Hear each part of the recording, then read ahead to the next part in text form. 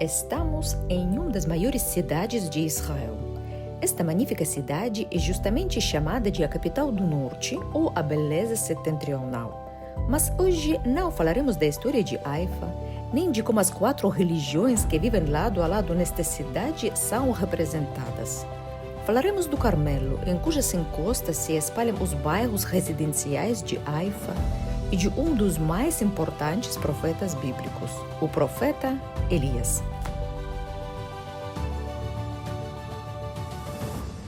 No século IX a.C., Acabe, o rei de Israel, teme a crescente influência da Assíria e se alia à vizinha Fenícia. Ele se casa com Jezabel, filha de um sacerdote fenício, para selar esta aliança. Para sua esposa Acabe, construiu altares pagãos em Samaria, e o povo de Israel começou a venerar o deus pagão Baal. O culto a este deus exigia alguns rituais, mas não exigia o renascimento espiritual do homem. O homem podia permanecer que era se seguisse o ritual. Isso era fácil. Era muito mais difícil enfrentar o Criador que criou o céu e a terra, porque a fé num único Deus exigia o renascimento espiritual do homem. Assim, o paganismo se afirmou em Israel no mais alto nível. Os pregadores do Deus único foram brutalmente perseguidos e mortos por ordem da rainha Jezabel. Exatamente naquele momento, o profeta Elias apareceu em Samaria. Ele se chamava Elias, o Tisbita, ou seja, nativo da cidade de Tisbe. Seu nome Eliyahu significa "O Senhor é meu Deus". Em Haifa, na encosta do Monte Carmelo, se encontra um dos mais importantes marcos religiosos da terra de Israel, a Gruta do Profeta Elias. Hoje, aqui existe uma sinagoga. A gruta é dividida em 2 partes. A direita é para os homens e a esquerda é para as mulheres. Na parte meridional da gruta, há um pequeno nicho onde as fiéis vão para orações individuais. Vale dizer que a Gruta do Profeta Elias é venerada não apenas por judeus. Cristãos também rezam aqui, acreditando que o profeta Elias viveu nesta gruta durante seu sermão nos contrafortes do Monte Carmelo. O profeta Elias também é venerado pelos muçulmanos. Os muçulmanos acreditam que Elias exortou o povo a não adorar o deus Baal e Allah por isso o elevou vivo ao céu. O profeta Elias é adorado também pelos drusos, que comemoram todos os anos o dia deste profeta, em 25 de janeiro, e fazem uma peregrinação à gruta do profeta Elias em Haifa. Assim, nesta gruta rezam representantes de 4 religiões monoteístas: judeus, cristãos, muçulmanos e drusos. Existe outra gruta ligada à história do profeta Elias. Para visitá-la, é preciso subir ao topo do Monte Carmelo. É exatamente lá, no topo, que se encontra o monastério principal da Ordem Católica Carmelita, chamado Stella Maris.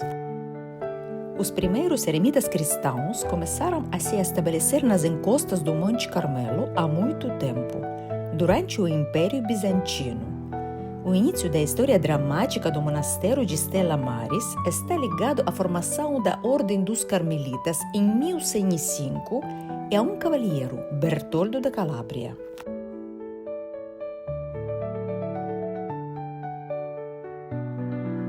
Os monges viviam no desfiladeiro de Siar, não longe da entrada sul da moderna Haifa. No final das cruzadas, os carmelitas foram forçados a deixar a Terra Santa devido à pressão muçulmana. Foi apenas no final do século XVIII que as autoridades francesas, que apoiavam a Ordem Carmelita, conseguiram obter o firmão das autoridades turcas para a construção de um monastério no topo da montanha.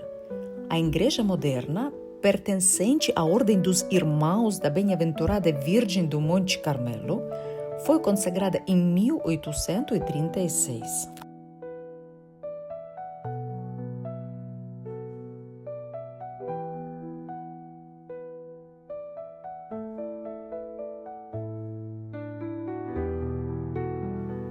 Aqui na igreja, ao fundo do altar, se encontra uma antiga gruta. E aquelas tradições, a judaica e a cristã, são divididas. Os carmelitas associam esta gruta à presença do profeta Elias. Segundo a tradição judaica, nesta gruta foi sepultado o discípulo e seguidor do profeta Elias, o profeta Eliseu.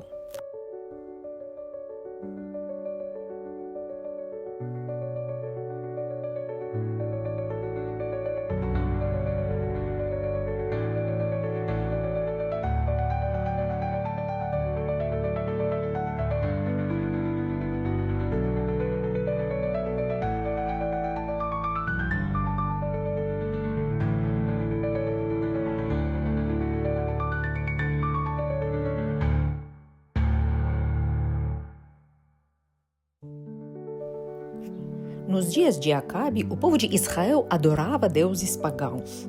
O profeta Elias declarou ao rei que não choveria no país por 3 anos e esta seria a punição para a apostasia. A seca terminaria apenas com sua oração. É preciso lembrar que Israel é um país onde não existem fontes de água potável. Toda a água vem do céu. A seca durou 3 anos. Finalmente, Elias foi ao rei e disse que o povo deveria decidir quem era o verdadeiro Deus.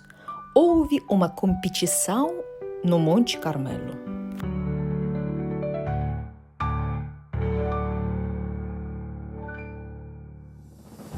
O Carmelo é uma montanha que, na mitologia cananeia fenícia, mais antiga que a grega, correspondia a Olimpo.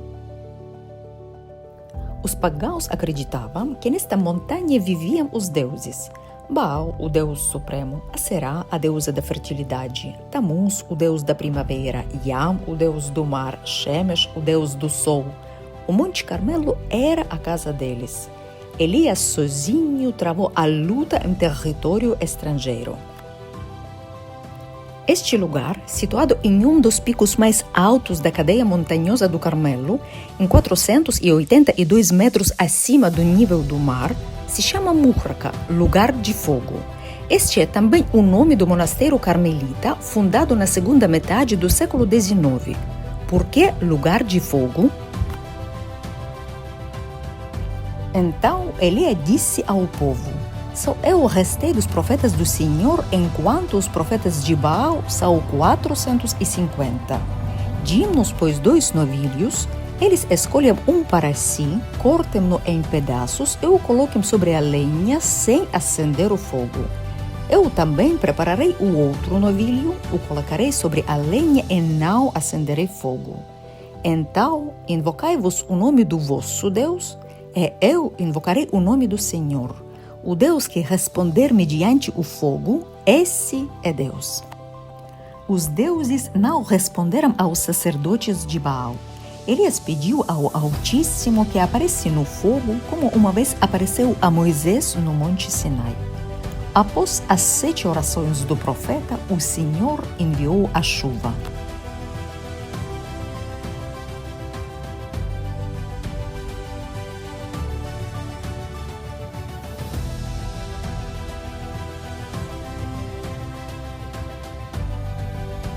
Há um momento muito bonito na Bíblia. O profeta Elias corre à frente do carro de Acabe. E esta corrida simboliza a vitória do Deus único.